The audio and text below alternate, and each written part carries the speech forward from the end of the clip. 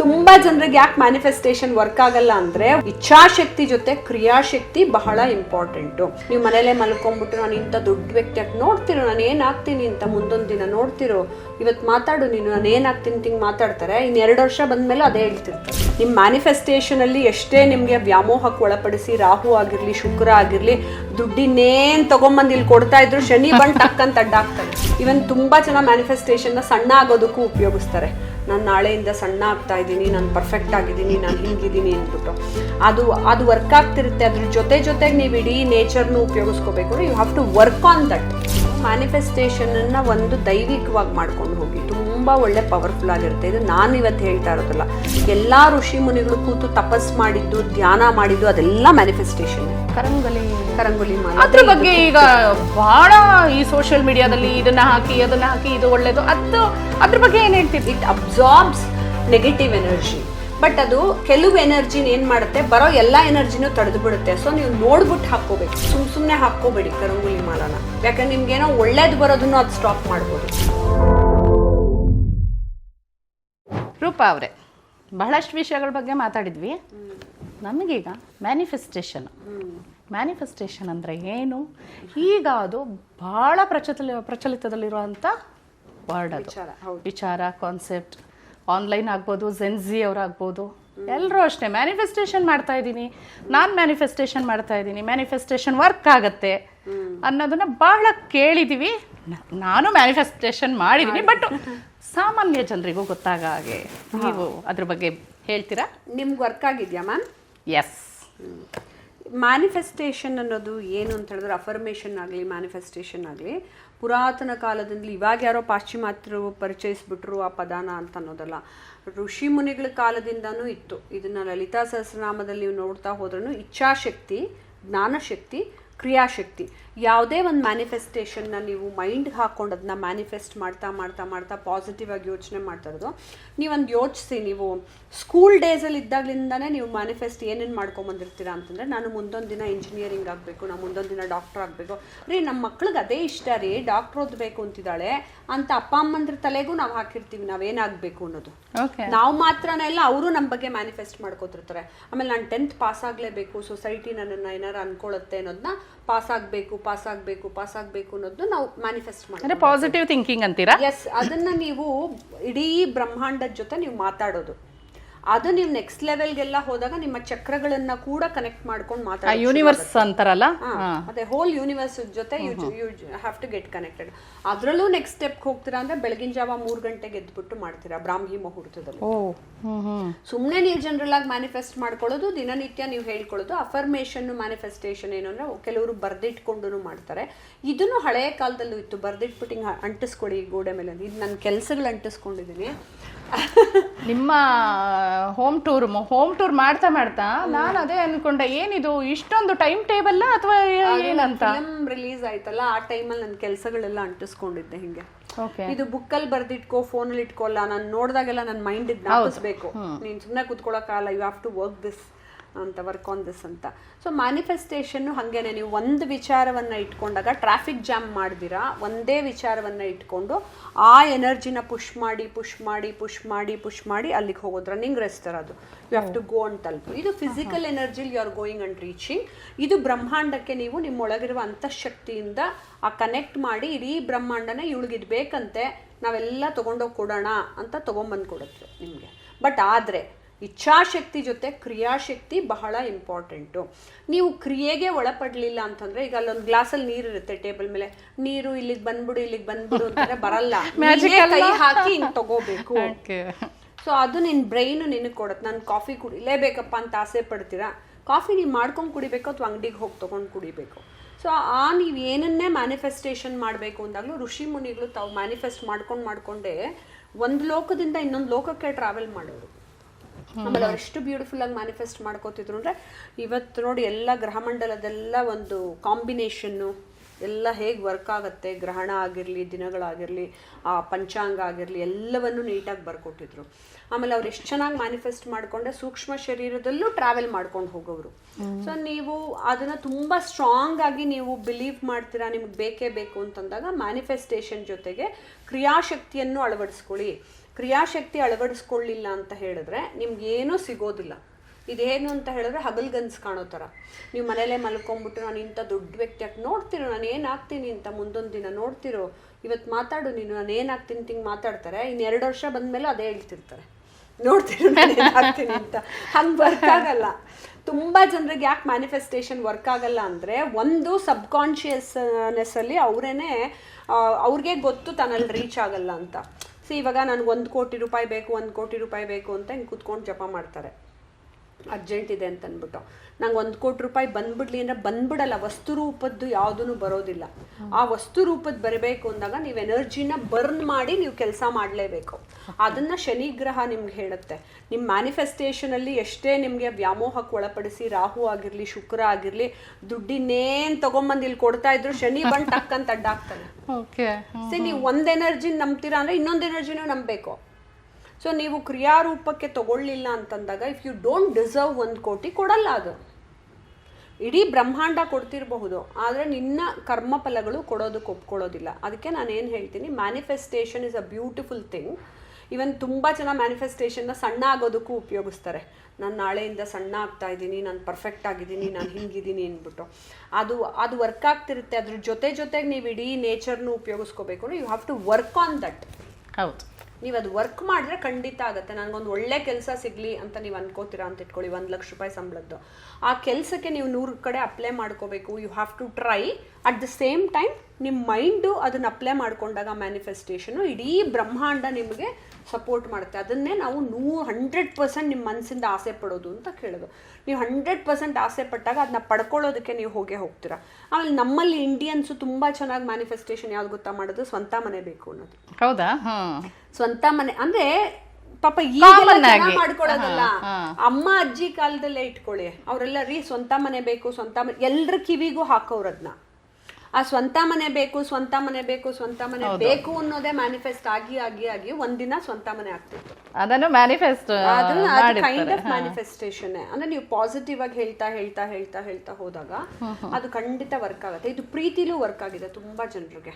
ನನ್ಗದು ಬೇಕು, ನಾನು ಅವಳನ್ನ ಪ್ರೀತಿಸ್ತಿದ್ದೀನಿ ಅಂತ ನೀವು ರೂಮಲ್ಲೇ ಕೂತ್ಕೊಂಡು ಮಲ್ಕೊಂಡೇ ಒಂದು ಹುಡುಗಿನ ನೀವು ಇಷ್ಟಪಡ್ತಿದ್ರು ನೋಡಿ, ಆ ಹುಡುಗಿನೂ ನೀವು ಪ್ರೀತಿಸ್ತೀರಾ. ಅದೇ ರೋಡಲ್ಲಿ 10 ಜನ ಹುಡುಗಿರಿದ್ರು, ನೀವು ಅದೇ ಹುಡುಗಿನ ಪ್ರೀತಿಸ್ತೀರಾ, ಆ ಹುಡುಗಿ ನಿಮ್ಮನ್ನೇ ಪ್ರೀತಿಸ್ತಾಳೆ. That is also kind of manifestation. ಯಾಕೆ ಯಶ್ ಅವರು ಪ್ಯಾನ್ ಇಂಡಿಯಾ ಸ್ಟಾರ್ ಆಗಕ್ಕೆ ಅವರು ಮ್ಯಾನಿಫೆಸ್ಟ್ ಮಾಡಿದ್ರು ಅನ್ಸುತ್ತೆ. ಅದು ಖಂಡಿತ ಅವರು ಕರ್ಮಫಲದಲ್ಲೂ ಇರುತ್ತೆ. ಹೌದಾ? ಜಾತಕದಲ್ಲಿ ಇರುತ್ತೆ ಅಂತೀರಾ? ಜೊತೆಗೆ ನಿಮ್ಗೆ ಕರ್ಮಫಲದಲ್ಲೂ ಇರಬೇಕು. ಮತ್ತೆ ಯಶ್ ಸರ್ ತುಂಬಾ ಎಫರ್ಟ್ ಹಾಕಿದ್ದಾರೆ.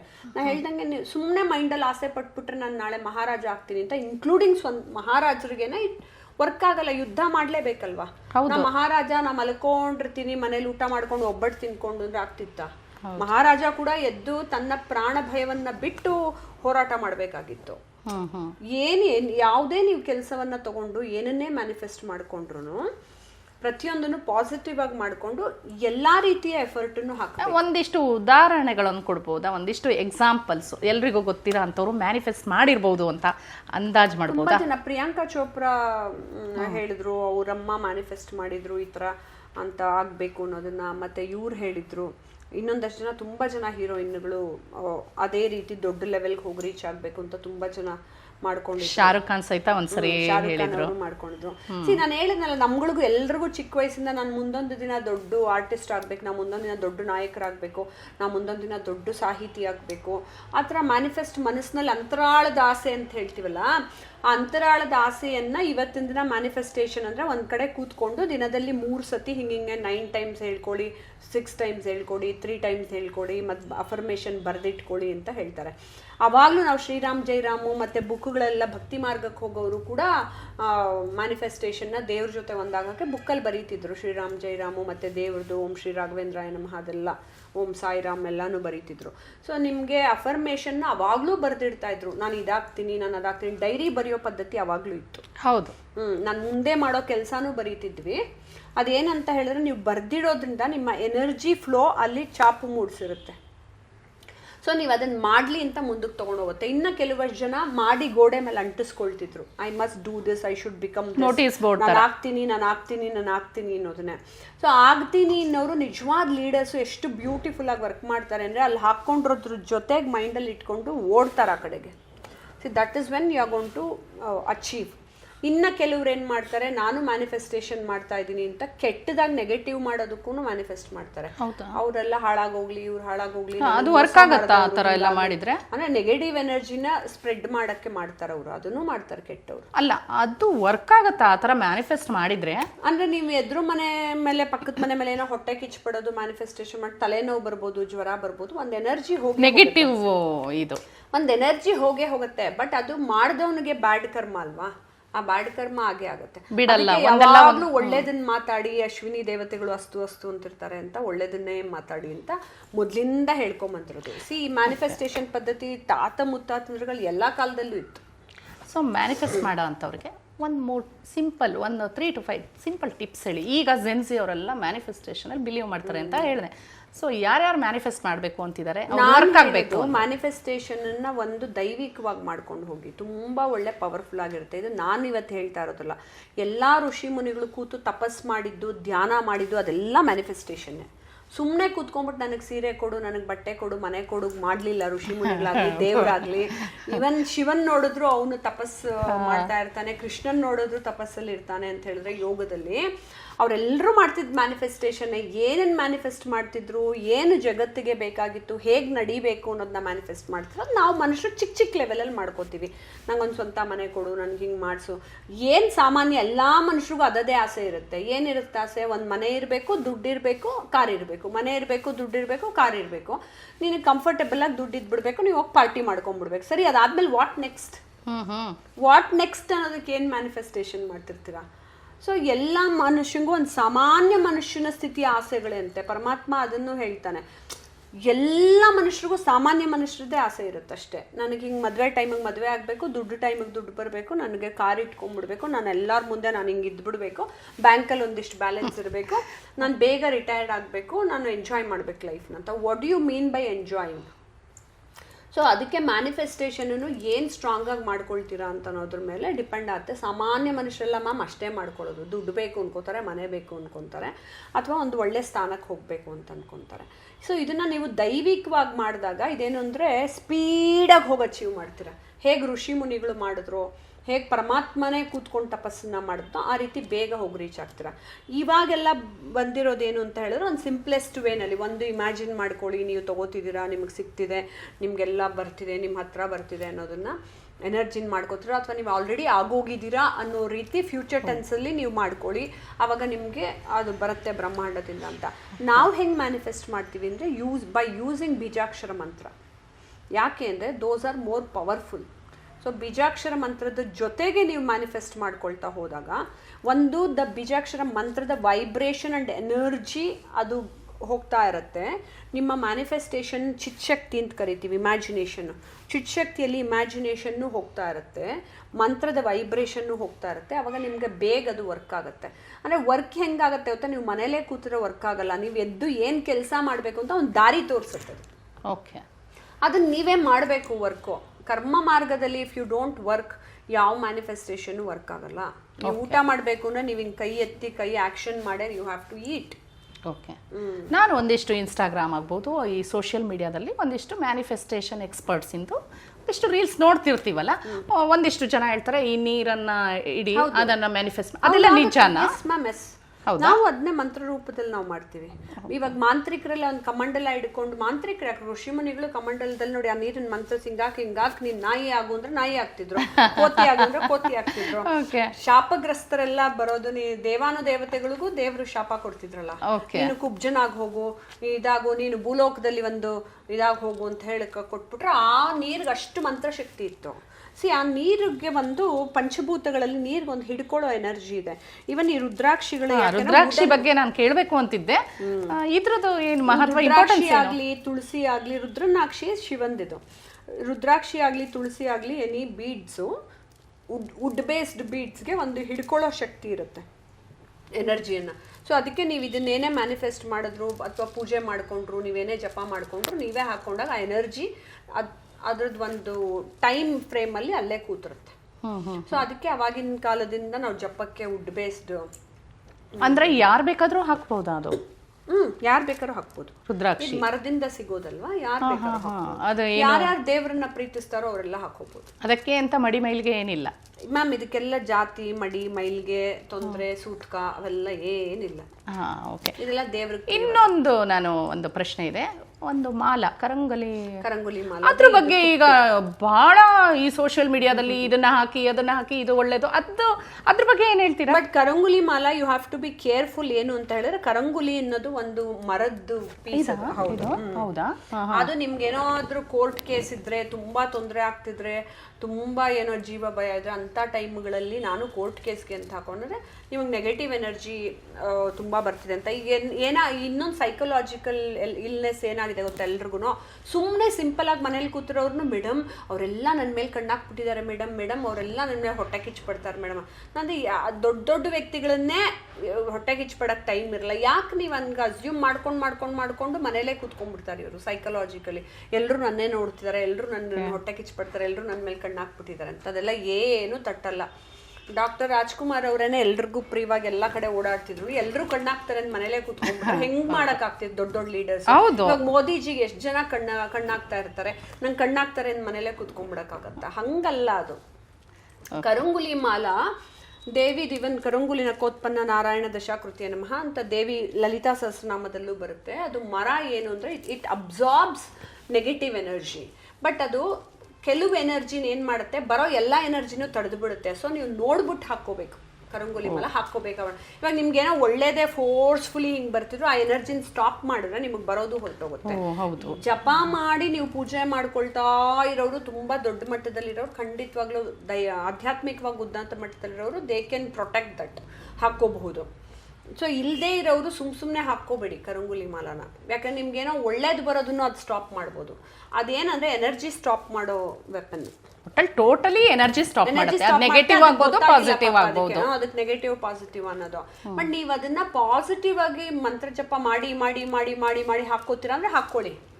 ಸುಮ್ಮನೆ ನೀವು ಹಾಕೊಂಡಾಗ ಕೆಲವು ನಿಮಗೆ ಬರಬೇಕು ಅಂತಿರೋದು ನಿಂತೋಗ್ಬಿಡುತ್ತೆ. ಓಕೆ. ಕೊನೆಯದಾಗಿ ಇನ್ನೊಂದು ಪ್ರಶ್ನೆ. ಸಾಮಾನ್ಯರು ನಾವೆಲ್ಲ ಈಗ ಎಲ್ಲರೂ ಯಾವಾಗಲೂ ಸ್ಪಿರಿಚುವಲಿ ಬ್ಯುಸಿಯಾಗಿರೋಕ್ಕಾಗಲ್ಲ. ಈ ನೆಗೆಟಿವ್ ಎನರ್ಜಿಗಳಿಂದ ಹೇಗೆ ತಪ್ಪಿಸ್ಕೋಬೋದು? ಏನು ಸಿಂಪಲ್ಲಾಗಿ ಏನು ಏನಾದರೂ ಪ್ರೊಸೀಜರ್ ಆಗ್ಬೋದು, ಏನು ಮಾಡಬಹುದು? ನನಗೆ ಫೋನ್ ಮಾಡಿದಾಗೆಲ್ಲ ನಾನು ಹೇಳ್ತೀನಿ ಮ್ಯಾಮ್, ತುಂಬ ಜನ ಶತ್ರುಗಳಾಗ್ಬಿಟ್ರೆ ಏನು ಅಂದರೆ ಓಂ ಕ್ರೀಂ ಕಾಳಿಕಾಯಿ ನಮಃ. ವೆರಿ ಸಿಂಪಲ್ ಮಂತ್ರ. ಒಂದು ಮಂತ್ರ ಇಟ್ಕೊಳ್ಳಿ. ಮೇಡಮ್ ನಂಗೆ ನಾಲ್ಗೆ ಹೊರಳ್ತಿಲ್ಲ, ನಾನೆಲ್ಲ ಮಂತ್ರ ಮಾಡೋಕ್ಕಾಗಲ್ಲ, ಅದು ಮಾಡೋಕ್ಕಾಗಲ್ಲ ಅನ್ನೋದಲ್ಲಪ್ಪ. ನಾನು ಎಲ್ಲಿ ಟ್ರಾವೆಲ್ ಮಾಡ್ತಿದ್ರು ನಾವು ಹೇಳ್ಕೊತೀವಿ. ಯಾವುದೋ ಆಫೀಸ್ಗೆ ಹೋಗಿ ಕೂತ್ಕೊಂಡ್ರು ಆದಿತ್ಯ ಹೃದಯ ಹೇಳ್ಕೊಳ್ತೀನಿ. ಸೊ ನೀವು ಯಾವುದೋ ಒಂದು ಮಂತ್ರನ ಇಟ್ಕೋಬಹುದು. ನಿಮಗೆ ಶತ್ರುಗಳ ಕಾಟ ತುಂಬ ತೊಂದರೆ ಅಂತ ಹೇಳಿದ್ರೆ ಕಾಳಿ ಮಂತ್ರ ಇಟ್ಕೊಳ್ಳಿ, ಅಥವಾ ಸುದರ್ಶನ ಮಹಾಮಂತ್ರ ಇಟ್ಕೊಳ್ಳಿ, ಅಥವಾ ಯಾವುದೋ ಒಂದು ಬೀಜಾಕ್ಷರ ಮಂತ್ರನ ಇಟ್ಕೊಳ್ಳಿ.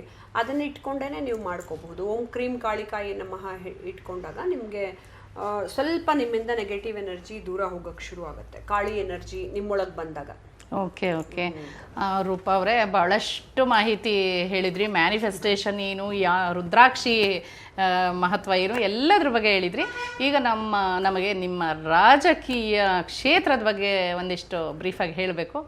ಅದ್ರ ಬಗ್ಗೆ ನಂತರ ಮಾತಾಡೋಣವಾ? ಖಂಡಿತ. ಓಕೆ. ಇಂಟ್ರೆಸ್ಟಿಂಗ್ ಮತ್ತು ಇನ್ಫಾರ್ಮೇಟಿವ್ ವಿಡಿಯೋಗಳನ್ನ ಮಿಸ್ ಮಾಡ್ಕೋಬೇಡಿ. ಈಗಲೇ ಸಬ್ಸ್ಕ್ರೈಬ್ ಮಾಡಿ.